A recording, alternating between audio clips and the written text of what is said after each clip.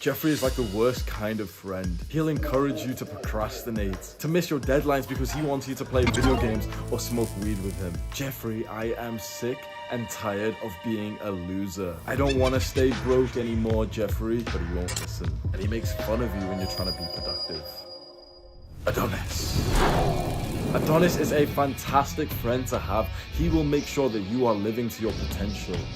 Even when it makes you feel a little bit bad, Adonis will highlight your areas of improvement because he wants to see you grow. When you procrastinate, you make Adonis feel bad. He's the tribe leader. He wants all of the men in his tribe to be strong.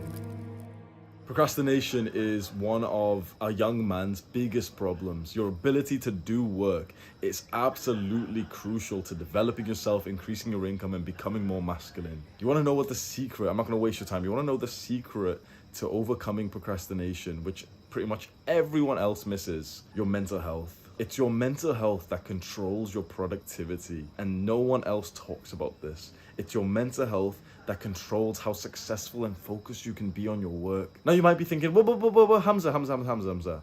There are some depressed millionaires out there. There's like, those ultra productive, like grind set, Sigma males who wake up at 5 a.m. and they've all got depression. Yeah, you know what? There is people like that. There are successful people who don't have good mental health. There's successful people, productive people who don't have good mental health, but bro, you're not one of them. There's a small minority of the world who can just seem to do work no matter how they feel. You and I are not them. We are the kind of people who do our best work when we feel happy and fulfilled and in the flow of life. And so we need to get ourselves in that emotional state as much as possible. But it's so easy to overlook improving your mental health because it feels like we've got more important things to focus on. So if you're a student, you've got these exams, you've got this assignment, and you think, okay, well, I've got to focus on them. I can't think about, improving my mental health because that's not part of my exams. I need to focus on them. But there's a certain mindset I want you to adopt. The student who, for example, takes a step back from studying and makes sure that he's sleeping 8, 9, 10 hours a night actually performs higher than the student who's sleep deprived but has studied more. And so the student who prioritizes his mental health and spends just 10, 15 minutes a day on his mental health, we'll discuss what exactly you should do to improve your mental health.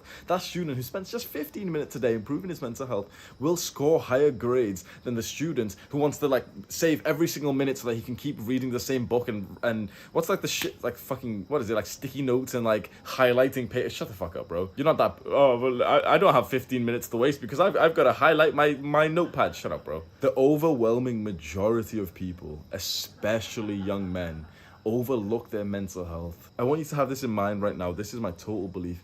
The problems that you think are, the biggest problems in your life, like you watch too much YouTube, you watch porn, you play video games, you eat too much junk food, those problems that you think are the biggest problems of your life, they're actually not problems. They are symptoms of the real problem. The real problem is a lack of mental health. When you are mentally healthy, maybe you haven't experienced this in your adult life, but when a man is mentally healthy, he can go and do work relentlessly. He has this zest about him, this male aggression where he wakes up literally striving, he wants to wake up earlier, he wants to go and do work. A lot of us don't have that. We need to do work, we need to study, and so okay, go on, I guess I will. I guess I'll record these videos. I guess I'll do that assignment. But when you are mentally healthy, you strive for work because you are a man. But modern technology, addictions, hyperstimulation, not living like how a natural man is supposed to, has stripped away the best part of our mental health, and so we don't feel like how we're supposed to. So there's certain things you can do, and it just takes minutes per day for you to improve your mental health, and I guarantee, I make this promise to you, I guarantee that if you improve your mental health, you will see a linear improvement to your productivity. Procrastination is simply just a symptom of poor mental health. The way you improve your mental health is through meditation, gratitude journaling, time in nature, social situations and social experiences, being around friends, and then finally some kind of physical health things, like for example, exercising, sleeping, and sunlight. Out of all of those, I'd say meditation is probably the single most important one. If you know how to meditate and you've been doing that already, that's fantastic. If you don't know how to meditate, I've got multiple videos on my channel. You can literally just search on YouTube, Hamza Meditate, and I'm sure you'll be able to see those. I've explained meditation in a way that I personally think no one else has ever, meditation is such like a weird concept that so many people overcomplicate. If you literally just search onto YouTube, Hamza Meditate, I'm sure you'll be shown videos where I've explained it in like a very no bullshit manner. But the other things that you can do is live more of like a peaceful, natural life. And this seems a bit weird because I know that you want to like be hard focused on work. You have these deadlines coming up. You don't want to like spend time in nature. You've got work to do.